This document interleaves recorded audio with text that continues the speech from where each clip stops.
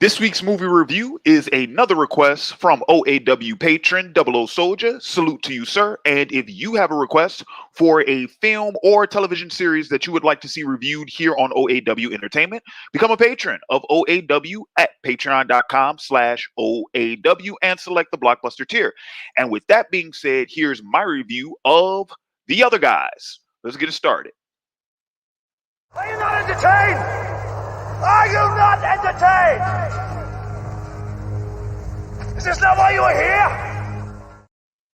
Once again, I want to give another huge shout out to OAW patron Double O Soldier. Thanks again for another request. And I want to go ahead and say what's happening to everybody watching live, everybody watching after the fact. As always, this is Larry Williams, OAW Commander-in-Chief. And yeah, I'm here to bring you all another movie review. This time we're doing comedy. We are taking a look this week at The Other Guys. So, for the sake of this review, I am going to go ahead and give you all my synopsis via the description box. So please feel free. Click in the description box below. Read along if you want to. Also, I am going to keep this one mostly spoiler free because, once again, it's a comedy film. And here's the funny thing about reviewing a comedy film. You can't give away the good jokes, right? So for the most part, I'm going to, keep it spoiler free. And then also I will be answering questions at the end of the review. But like our previous movie reviews, those questions pertaining specifically to this film will be answered. Any other ones would have to be answered at a later time. But of course, super chats always get top priority, and I answer and read those regardless of the topic. Cool. All right. So let's go ahead and let's get this started. All right. Actually, let me pull up my graphic. All right, now let's get it started. Okay, so this is my review of the 2010 buddy cop action comedy film The Other Guys, starring Will Ferrell, Mark Wahlberg, Michael Keaton, Eva Mendes, Steve Coogan, Ray Stevenson, Samuel L. Jackson, and Dwayne "The Rock" Johnson.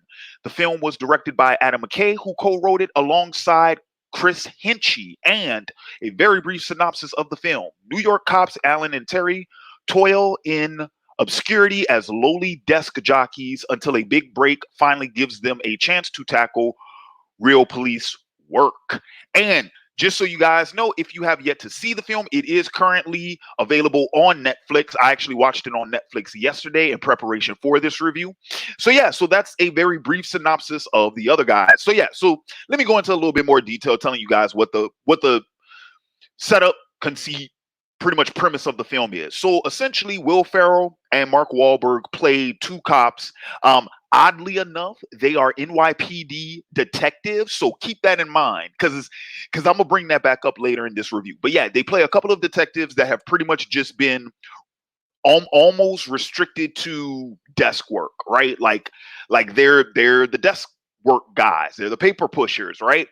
And meanwhile, their department is pretty much headed by these two superstar rock star cops played by Samuel L. Jackson and The Rock, right? Well, as luck would have it, circumstances take place to where Samuel L. Jackson's character and The Rock's character are no longer able to work in the department. And so when what seems to be like just another run-of-the-mill, actually, I think, what is it? It's a scaffolding violation, right?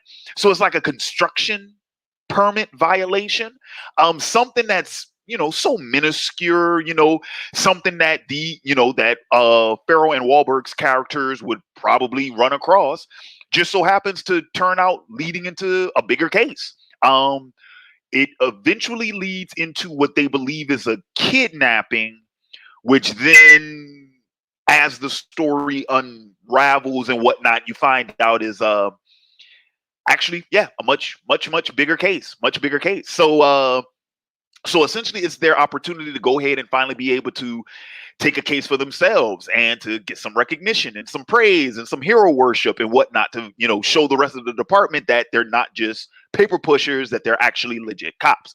And of course, throughout the story, you have a bunch, comedy ensues because it's Will Ferrell and it's Mark Wahlberg, right? And there's also some other comedians, like Damon Wayans Jr. is in this. I always forget the other comedian's name. But yeah, there are multiple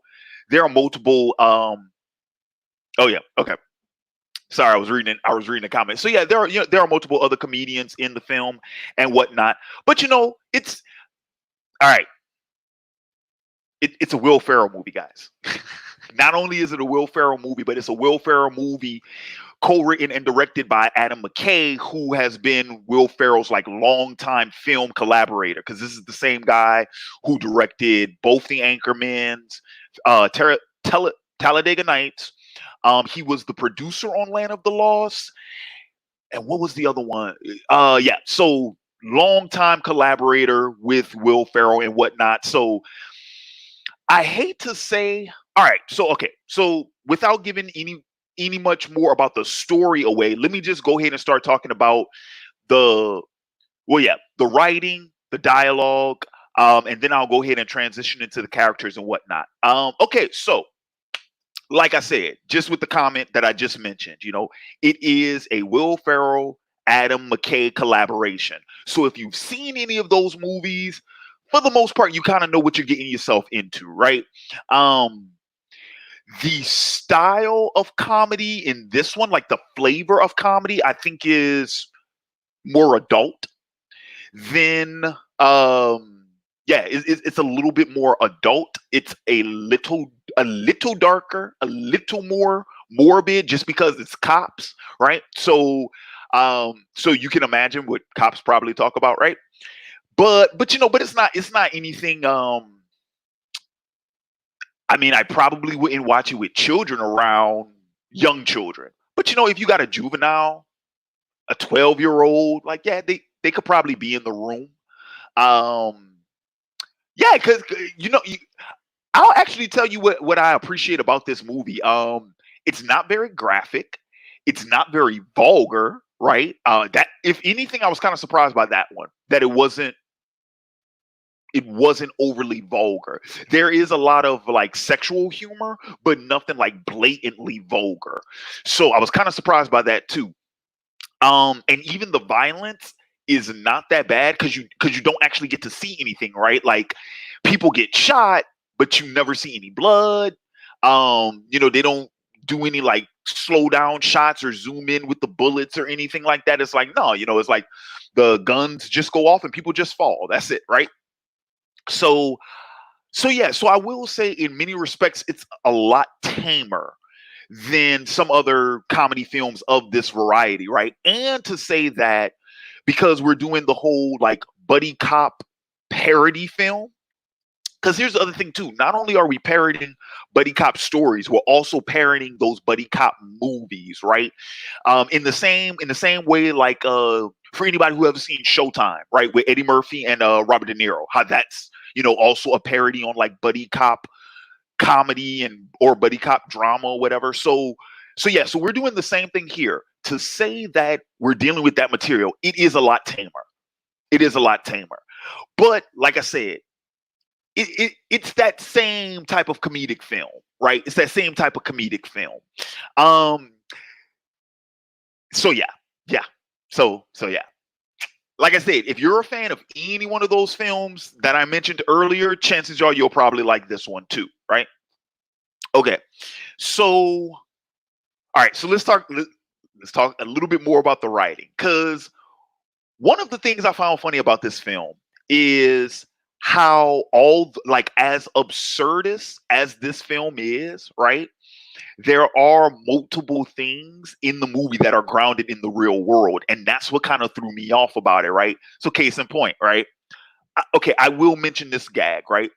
Um, there's a gag early in the film where essentially some of the other detectives get Will Ferrell's character to do something that's like ridiculously naive, right? Like they play on his naivete, right? Because he's the new guy, right? Here's the thing though. Ferrell and Wahlberg's characters are NYPD detectives. Like, let me blow up the picture real quick so you guys can see. Those are gold shields on their badges. Those are gold shields. That's a detective badge, right? You know how long it takes to become a detective in the NYPD? Like you looking at between like 7 and 10 years. There's no way Will Ferrell's character would be that green to fall for that prank. But he does, right? Now you might think it's like, well, Larry, it's like that's an overly like that's you're being overly anal, right? Because that's overly like, you know, okay. Okay, here's the thing though. Like I said, grounded in reality. So there is a lot of what I found surprising actually. The main conflict of the film deals a lot with Wall Street and with a lot of I guess you could say like money laundering and embezzlement, you know, but I'm talking about like on the corporate level, right? It deals a lot with that. And guess what? It's all accurate in the sense of how those crimes are committed, right? And surprisingly, in the credits of this film, they give you a lot of information about how said schemes operate, right? And like a lot of like studies and historical evidence and all that jazz. So what I'm saying, and keep this in mind, Adam McKay is also the man who directed The Big Short, for any of you all who have seen that movie.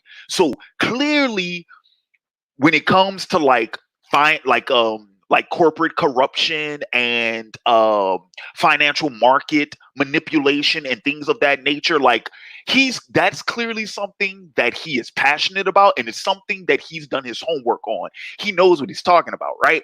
So like I said, if we have all of these instances of real world things that are very accurate in the film, it kind of throws off some of the more absurd things that occur in the film. I'm just saying, kind of throws it off a little bit.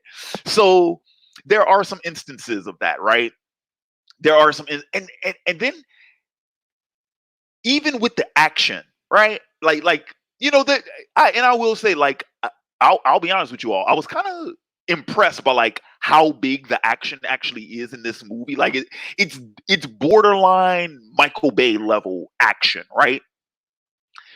But but the same thing happens with some of the action. It's like, on the one hand, some of the action pieces would play out exactly how they would probably play out in real life, right? Where it's like, yeah, no, dude, you can't clear that jump, or you can't bring a helicopter in that low or close to that bridge, because then, you know, this will happen, or like certain laws of physics, right, are respected in this film, and then some aren't.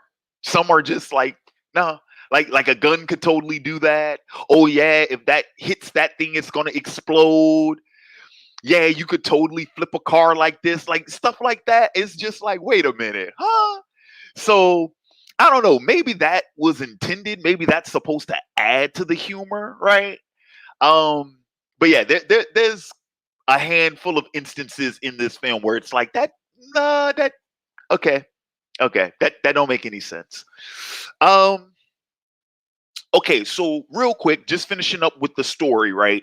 Story wise, I'll be honest with you guys. Story wise, the film's not that bad in terms of like the actual plot and the story, because like I said, it's the if I have any real criticism about like how the story happens, it's really more about the characters than anything else, right? Certain characters that I feel like might not necessarily do a certain thing, or characters that you think would act in a particular way that don't. For an example, like Michael Keaton's character, who plays the captain, right? He's the captain of the department, right? Like he's the captain of the department that Wahlberg and Ferrell's characters, you know, serve in, right? When you find out why his response to their investigation was the way it was, it's one of those things where it's like, that's one character I feel like would have been more involved, right? You know, he takes a back seat because we still need Ferrell and Wahlberg's characters to have a certain level of freedom, so that they could play the story out, right? But honestly and truly, if Keaton's character had the concerns he had, he would have put the kibosh on the whole investigation much sooner, right? And if his hand was forced, he could have very easily just suspended them, right? But he doesn't do that. Not he eventually he takes them off the case, but when you find out why, yeah, that is one of those things, right? But other than that, right? The investigation, right? Okay. The main target of the investigation, right? And what he was doing, what his crime was, and who he's connected to, right? And the manner in which he tries to protect himself, the manner in which he tries to avoid being arrested, and the way in which his scheme is supposed to work, right? All of it's pretty solid. I mean, it's kind of like lampoonish a little bit, but let's be real about this. Like, cats have actually done this stuff before, you know. Like I said, wait for after the credits. Watch. It's in the credits, right? Okay. So, like I said, the plot. Okay. The special hit squad, or I guess you could say like the tactical team, right? I don't know what you call them. Call them a mercenary team, call them kidnappers, call them a tactical squad. Okay. Some of the stuff they do is just straight up like, okay, like I'm watching a movie, right? Some of that stuff is just like, okay, there's no way how is it that they can hit like these trick like shots, one hand, and then they get beat up trying to jump Wahlberg on a motorcycle, and he just beats them up with their own helmet on the other hand. See what I mean? See what I mean? That kind of thing. That kind of thing. So let's talk about the characters. Let's talk about the characters. Because, like I said, in terms of like the plot, if anything, I think some of the characters hurt it. But in terms of the comedy, the comedy I think works best is all character driven, right? It's all character driven and it's all anecdotal, right? Because it's mostly the characters either telling stories about what's going on the job or telling stories from their past, right? But for the most part, damn it, Dijon, no spoilers, man. I didn't want to talk about Gator, which is probably the best, like, the best joke, right? The best routine in the entire film is the character of Gator, right? Which I'm not going to tell y'all who Gator is or what Gator is, but it's funny as hell, right? So here's the thing, though. So yeah, I think that's the best comedy. And for the record, like, keep this in mind. Not my brand of comedy. This movie is not my brand of comedy. With that being said, though, Adam McKay has done my brand of comedy because The Big Short is my brand of comedy. So this one, not so much, right? But there were moments. Okay. So, like I said, Gator, funniest shtick in the entire film, right? Just about all of Eva Mendes's comedy is on point here. Yeah, I know, right? Of all the people, yeah, Eva Mendes is actually good in this. She's really good in this, right? Keaton's comedy in the later half of the movie is definitely funny. Definitely funny. And okay, here's the thing. Sam Jackson and The Rock, they're kind of parroting themselves. They're really playing themselves. Really, like not in real life, but I'm talking about like their Hollywood persona. So like Sam Jackson is playing like Samuel L. Jackson, right? And Dwayne Johnson is playing The Rock in their roles. So, I mean, some of their stuff's funny, but I mean, it. Like I said, we've seen that before, okay? And then Coogan, right? You guys might you might remember him from what, Hot Fuzz and Tropic Thunder. he's good. His comedy is more, what's the term I'm looking for? Yeah, it's kind of dry. Like what I'm saying is deadpan delivery, right? Like his comedy is more just straight delivery, right? Which I think actually works for him and it works for his character. And the fact that he takes it so seriously is what makes it funny. So yeah. Okay. So yeah. So okay. I forgot to talk about Wahlberg, right? I forgot to talk about Wahlberg. All right. I'm mixed on Wahlberg, and hear me out. First off, this is coming from a Mark Wahlberg fan. Like I love Mark Wahlberg. He stars in like two of my all-time favorite films. Those would be Invincible and The Fighter. So I love Mark Wahlberg, right? Love me some Marty Mark, right? But he's done better. He's been better. His comedy has been better since this. Now I understand this is 2010, but he's done better since this. So it was a little surprising because I'm like, ooh, like a lot of his humor is obvious humor because his character Terry is the whole like tough guy, like, and not just the tough guy, but he's the tough guy that has to prove he's a tough guy. So that's where a lot of his comedy comes from, right? And of course, suffice it to say, most of his material that actually works best is all the subversive stuff, right? So, like, there's a dance scene in this movie. I didn't know Mark Wahlberg knew how to dance like that. And it's fucking hilarious, right? Same thing goes with Ferrell, right? Just about all the Ferrell shit is actually kind of funny.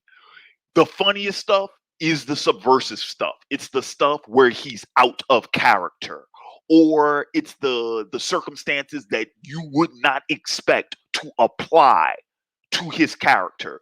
So pretty much like all his shit with women is fucking hilarious in this movie, right? Hilarious. Not just the whole shtick about him and the women he seemed to attract, but the way he thinks about them as well is hilarious.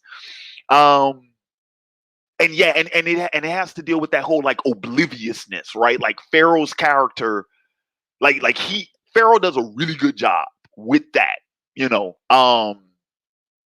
Okay, so yeah, so that's pretty much, let's see. So that's pretty much the characters. That's the comedy, really. Pretty hey, music's really good. Surprisingly. I actually dug the music in this. Yeah. There's some pretty nice tracks in here. I won't spoil them all for you guys. But I'm pretty sure y'all be like, oh snap! I forgot this one was okay. I'll spoil one. Foo Fighters, for an example, pops up in here, and yeah, and I was kind of shocked. I was like, oh snap! But there's some other good ones. But yeah, the music's actually pretty cool. Let's see, what else did I want to mention? I already talked about the some of the action sequences and whatnot. I will say choreography is actually pretty cool in this movie. Surprisingly, choreography actually is not bad. It's not bad. That, you know what, that actually might be it. Not a long review this week, guys. Really isn't. Not a long review. But yeah, you know, it's a fine little comedy film. It's not the best I've seen. It certainly isn't the worst. It's for me, it was average. I'd give it like a C. You know, a 3 out of 5 stars. You know, so that's like a C. Yeah. All right. So yeah, let's go ahead and let's hit up the questions real quick. Once again, like I said, only really going to be answering questions about the film. But if anybody drops a super chat, you know, I'll read that question, read that comment. You know, those get top priorities.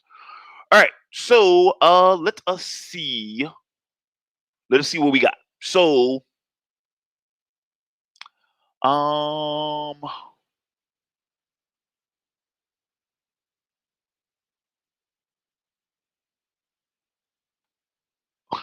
when The Rock and Samuel L. Jackson jump off the building to Creed Higher was one of my favorite scenes in the movie. That actually wasn't Higher. No, that wasn't.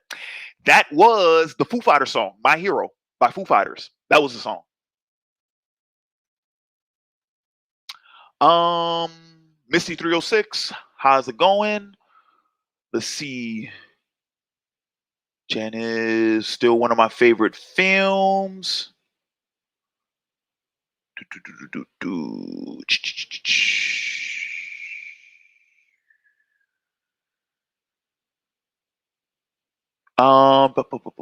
Let's see.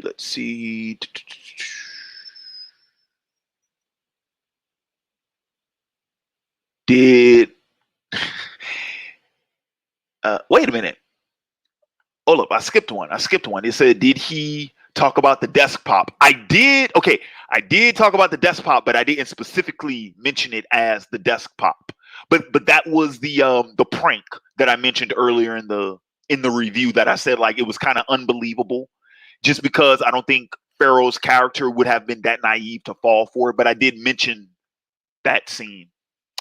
Okay, here's a question from Dejan. He says, Dejan Patterson Peters, how's it going? He said, so you don't like dark comedy with raunchiness? That's usually my type of comedy. Well, no, actually, I do like dark comedy. It's just a matter of raunchiness, right? Like, yeah. It's just a matter of how it done. How's it done? All right. This one's from Fear or Hate. Have you seen the other movie they were in together, Daddy's Home? I saw the first one. Yeah, I saw Daddy's Home 1. I did not care for that one at all. Taste issue for me. You know, just the subject matter. I didn't really care for. Yeah.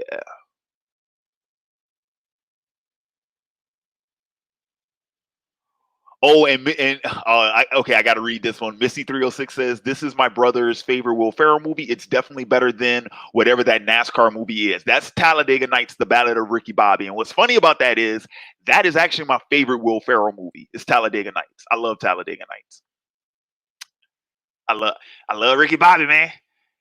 I'm going to go fast. Woo! Love that money. Oh.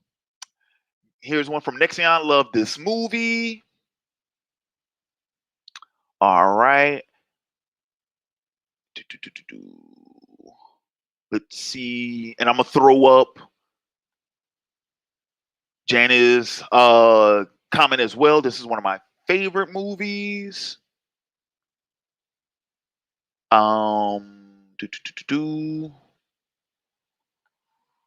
Oh, here's a good one. Dejan Patterson Powers. What's your favorite comedy duos? Favorite comedy duos? Man, that one might be hard. I might actually have to stop and think about that one. Because I do like Ferrell and John C. Reilly. Because somebody just asked me, Fear or Hate just asked me about Step Brothers. But you know what though? I wasn't crazy about Step Brothers. Step Brothers. And yes, Michael Clark Duncan was great in Talladega Nights. I loved him in Talladega Nights. Who knows? Maybe I'll end up reviewing that at some point, or maybe I'll do like a commentary of it or something and post it on Patreon. Who knows? All right, so yeah, that is about everything. All right, folks. But yeah, so that's my review of The Other Guys. Yeah.